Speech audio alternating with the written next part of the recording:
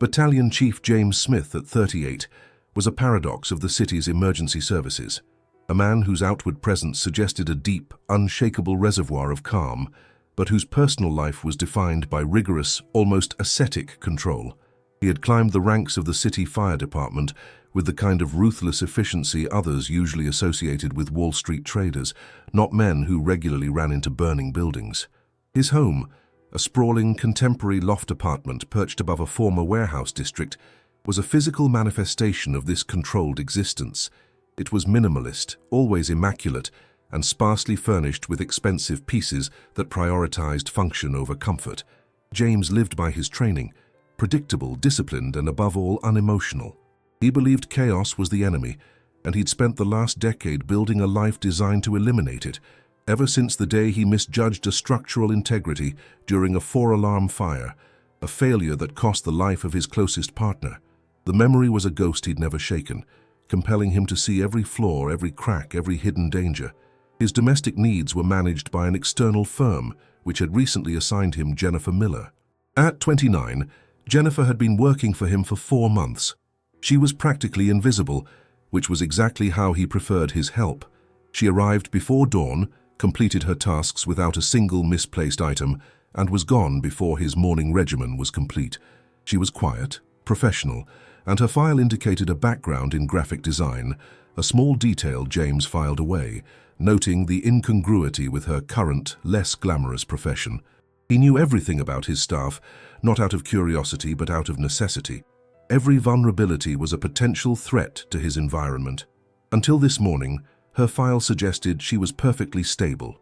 James had just returned from a grueling 72-hour stretch of duty, the kind that leaves even the most seasoned first responder hollowed out, eyes seeing shadows in the daytime. He was pouring a glass of water, the exhaustion clinging to him like ash, when Jennifer walked past the kitchen counter, carrying a polished silver tray. That's when he saw it.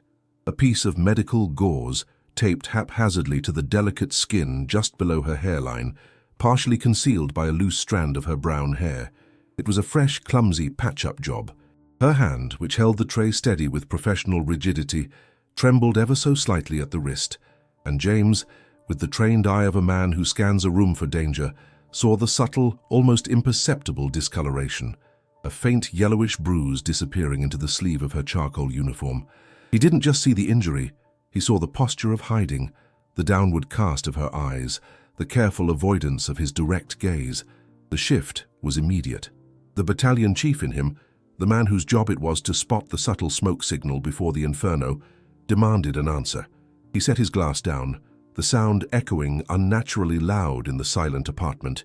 "Jennifer," he said, his voice level, professional, but carrying an edge that demanded compliance.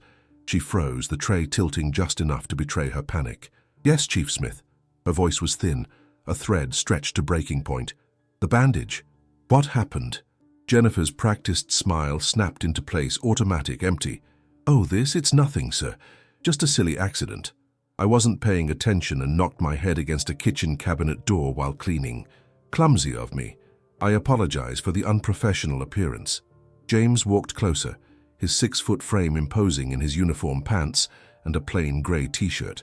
"A kitchen cabinet," he repeated, his eyes fixed not on the bandage, but on the tension around her mouth. "That leaves a clean cut above the brow bone. That is your 3rd cabinet accident in 4 months, is it not? Last month, the bruising on your knuckles. You claimed you tripped over a loose floor tile. The month before, the swollen lip. You said you bit it while rushing breakfast." Jennifer's composure fractured. The blood drained from her face, leaving the wound's pallor stark against her skin. She wrapped her arms tightly around her midsection, a defensive, universal gesture of self-protection. "Chief Smith, with all due respect, my personal life is not part of my contract. I assure you my work has not suffered." Her plea was quiet, desperate, thick with a terror that transcended the simple fear of being fired. James realized instantly that he was not speaking to a clumsy employee, but to a person living in a perpetual state of fear, her whole existence dedicated to avoiding notice. That deep, suffocating sense of helplessness resonated with a dark echo from his own past. Years ago, his younger sister, Michelle Lee, had been caught in a cycle of domestic abuse, offering similar flimsy excuses for her own injuries, until she barely escaped with her life.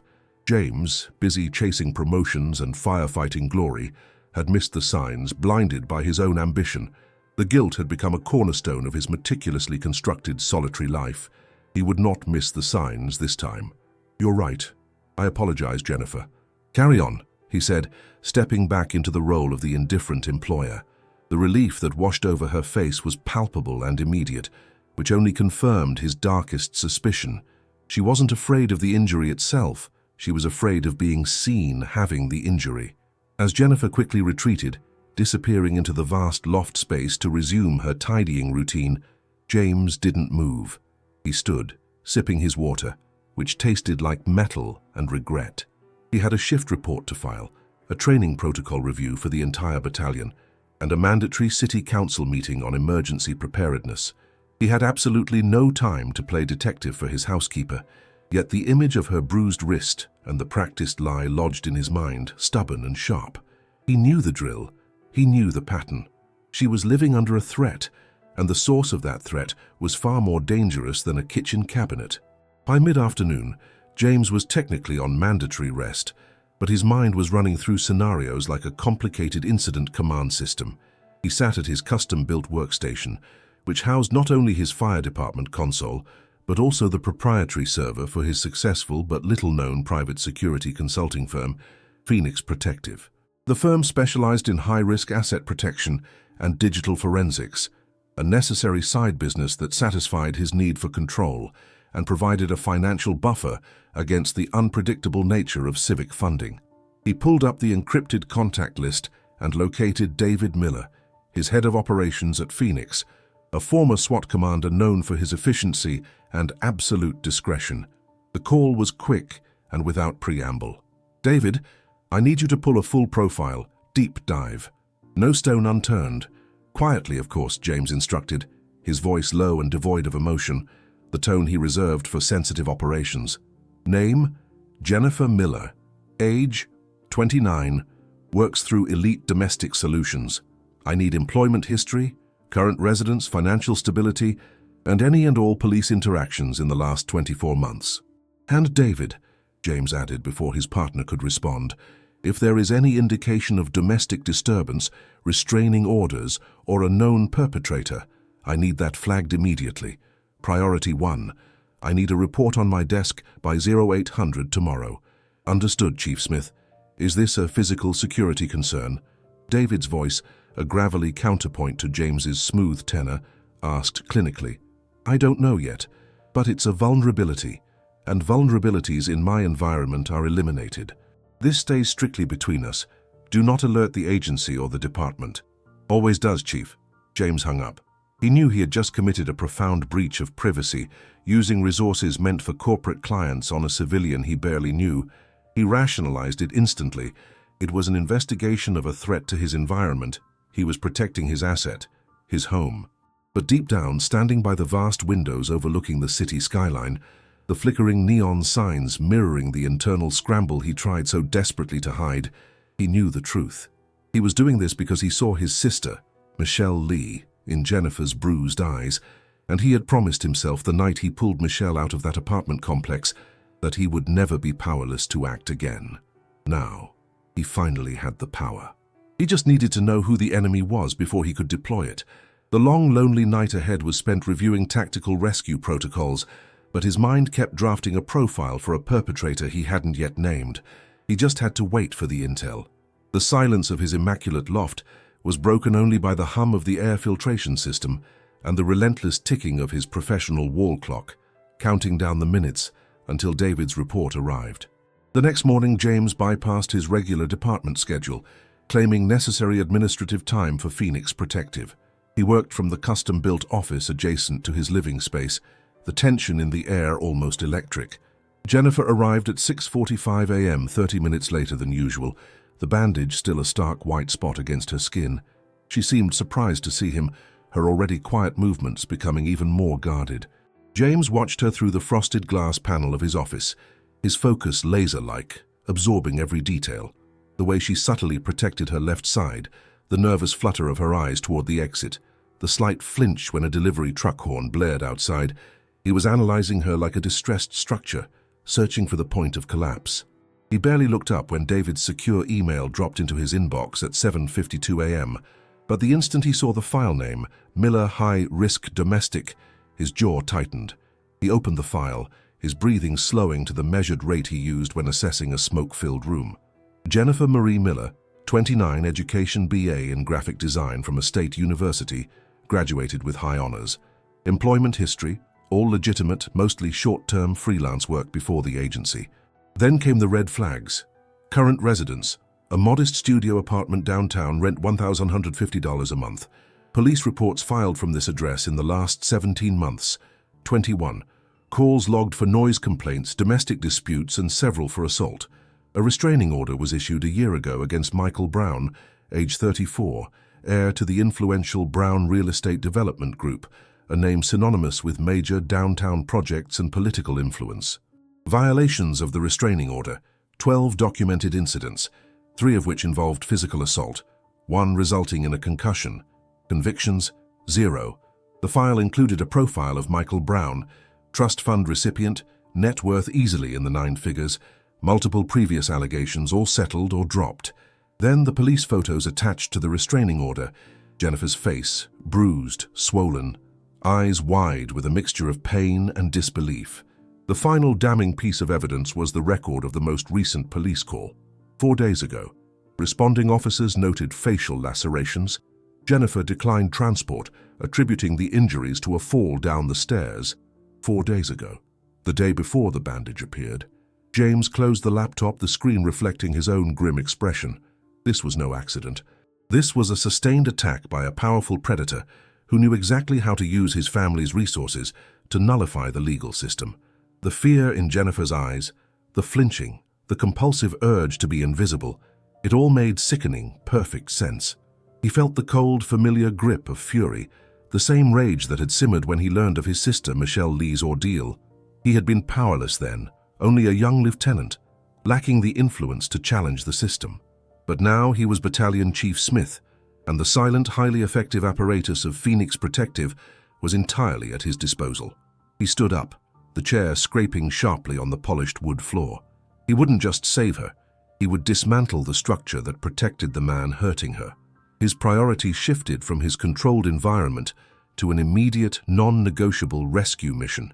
Do you want me to continue the script? Current word count, approx. 1,500 words. Block 2. The eruption of truth. The fire chief in James demanded immediate action, a rapid deployment to secure the perimeter and contain the threat.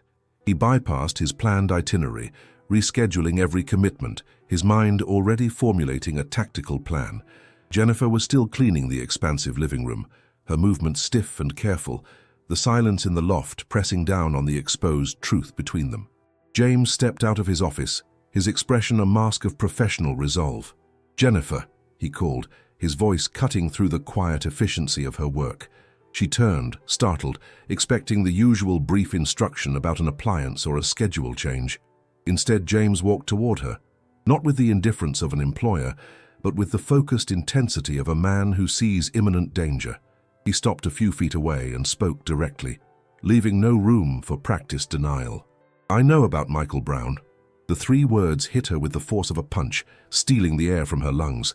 The color drained completely from her face, leaving her eyes wide with a raw, primal terror that James instantly recognized. How do you know that name?" she whispered, her hands gripping the cleaning cloth so tightly her knuckles turned white. "I run a security firm, Jennifer. It's what I do. I look for weaknesses, for threats. When I saw your injuries and heard your excuses, I recognized the pattern. I know about the 21 police calls. I know about the restraining order and the 12 violations. I know about the assault 4 days ago. And I know the legal system failed you because Michael Brown's family can buy their way out of accountability." James watched the last fragments of her composure crumble. She began to shake, her attempt to maintain the lie having finally exhausted her. "How do you mean you investigated me?" she asked, the question laced with a despairing anger. "You had no right to dig into my life. This job, it's the last thing I have that's safe. If he finds out you know, if he thinks I involved someone with power, someone who can actually fight him." She choked on the words, the unspoken threat too horrifying to articulate. James placed a hand gently on her shoulder, a rare, deliberate gesture of connection that was completely foreign to his nature, but necessary now. He'll do what he's always done, Jennifer. He'll make the threat real. But this time he won't succeed. I understand your fear. It's intelligent. But you have two choices right now. You can continue to be afraid alone, relying on a system that has already failed you, or you can let me deploy the resources that can actually dismantle this threat. Jennifer pulled back, her fear warring with a fierce, protective pride. And what do you want in return, Chief Smith? A desperate maid's gratitude? I can't afford this. I can barely afford the rent I have now. I know what men like him, and men like you, expect when they offer help. Her cynicism was a broken shield, reflecting years of betrayal. James met her gaze, his grey eyes steady and unwavering. I want nothing in return, Jennifer. I'm not Michael Brown. My mother's side of the family dealt with this kind of violence. My sister, Michelle Lee, barely escaped a man just as manipulative. I was too young and too busy to truly help her then. I will not stand by and watch another strong woman be destroyed because the system is designed to protect abusers with deep pockets. This isn't about you repaying me. It's about me fulfilling a debt to my own past. I want you safe, and I want him to face genuine consequences for the first time in his privileged life. The raw honesty in his voice, the mention of his own family's tragedy, finally pierced her hardened defenses. She sank onto a nearby sofa, burying her face in her hands, her whole body convulsing with silent, wrenching sobs. The dam had finally broken. When she lifted her head, her face was wet with tears, but her eyes held a spark of desperate conviction. He means it, James, she whispered, using his first name without realizing it, recognizing the shift from boss to ally. He said he'd make sure I was never seen again. He knows the right people in the courthouse, in the police force. They call him untouchable. Then we will ensure he never gets close enough to carry out the threat, James declared, pulling out his secure satellite phone. We move immediately. As of this moment, you are under full protective surveillance. My head of security, David Miller, is already deploying a 4-person detail. My attorney, Rebecca King, one of the best in the state for domestic cases, is on standby. We are not going to scare him off. We are going to remove him legally and permanently. And to do that, we need to gather everyone he's hurt. Within 2 hours, the silent efficiency of Phoenix Protective was fully engaged. Jennifer was moved out of her exposed apartment and into a secure penthouse unit owned by one of James's shell corporations, a place with biometric locks, redundant surveillance systems, and a dedicated, rotating security detail. Rebecca King, a sharp-witted legal veteran known for her tenacity, reviewed the file with professional fury. The pattern is clear, James. We need to hit him with the weight of multiple victims. I've identified at least 4 other women whose cases were mysteriously dropped or settled. We must find them and offer them full representation and protection. Strength in numbers is the only language a man like Michael understands. Jennifer spent the next few hours detailing every incident, every threat, every manipulation, the process draining but cathartic. She spoke of how Michael had charmed her at a gallery show a little over 2 years ago, promising her funding for her art and a beautiful life, only for the attention to curdle into controlling isolation and then physical abuse after she moved into his luxury high-rise. Her attempts to leave were met with escalating threats and legal intimidation that left her with nowhere to turn. James also offered her a lifeline beyond the legal battle. He realized that Jennifer needed more than protection. She needed purpose. Her skills as a graphic designer were being wasted, and her spirit was crushed. "You're done being a maid, Jennifer," he told her one evening, over a takeout dinner they shared in the secure apartment, a strange domestic moment in the middle of a war. "Your job is now to rebuild. You are now working directly for Phoenix Protective, using your design background to help with our public-facing media and internal communications. Real salary, real benefits, real security, and you are going to use that spare room as a studio. You have a degree in fine arts. You will paint, you will create, you will put the pain somewhere productive. That is an order." Jennifer looked at him, tears welling in her eyes, tears of gratitude that were entirely different from the tears of fear she had shed before. "Why? Why are you so determined to save my dreams too?" she asked quietly. James paused, looking out at the city lights, the same lights that had once made him feel powerful but now only made him feel responsible. "My sister, Michelle Lee, She was an architect, a brilliant one. After the abuse, she could barely hold a pencil. She lost her confidence, her passion, her talent. The man who hurt her stole her life long before he tried to steal her body. I didn't just fail to protect her. I failed to recognize that saving her means giving her back the future that was stolen. You, Jennifer, are a second chance for both of us. We fight this battle not just to put Michael away, but to ensure that he does not take one more piece of your future. That night, Jennifer slept soundly for the first time in months, the heavy presence of the security detail outside her door no longer feeling like a cage, but like an impenetrable wall of support. She wasn't just safe, she was seen. The aggressive legal strategy worked. Rebecca King successfully filed for a high-level no-contact protective order requiring GPS monitoring for Michael. Furthermore, Rebecca located the other 3 victims: a young lawyer, a former gallery owner, and a high school teacher. All of them had similar stories, their lives damaged by Michael's charm, cruelty, and family money. With the combined legal and financial power of James's firm backing them, all 3 agreed to testify. The fire chief's strategy of overwhelming the opponent with irrefutable evidence was proving devastatingly effective in the courtroom. Michael's father, a formidable real estate mogul, hired the ruthless defense attorney Randall Finch, notorious for his ability to discredit victims. James and Rebecca knew Finch would target Jennifer's character and relationship with James, attempting to paint the entire case as an elaborate conspiracy for financial gain. One evening, Jennifer returned from a therapy session to find James waiting, not in his usual controlled office, but in the small apartment kitchen. He looked drawn, burdened by the immense responsibility he had taken on. "Randall Finch just filed a motion to introduce all of your past financial records," James informed her, his voice weary. "He's going to claim you're trying to extort us, that your relationship with me is payment for his prosecution." Jennifer nodded slowly, her hand going to the new, delicate silver pendant James had given her, a symbol of protection. "I expected it. He has no other defense. He'll try to make me the greedy villain, the unstable liar, but I won't let him. I spent 2 years being terrified, James. I can spend 2 weeks being angry." She stepped closer, reaching out to touch his face. "You know the truth. That's what matters. You know this isn't about money, it's about finally putting a stop to the injustice. Thank you for making my anger possible." In that moment, surrounded by the quiet hum of their mutual purpose, their relationship deepened, no longer defined by the roles of rescuer and rescued, but by the quiet, profound commitment of 2 individuals fighting for a shared ideal: justice and survival. We hope this powerful turning point in Jennifer and James's story is gripping you.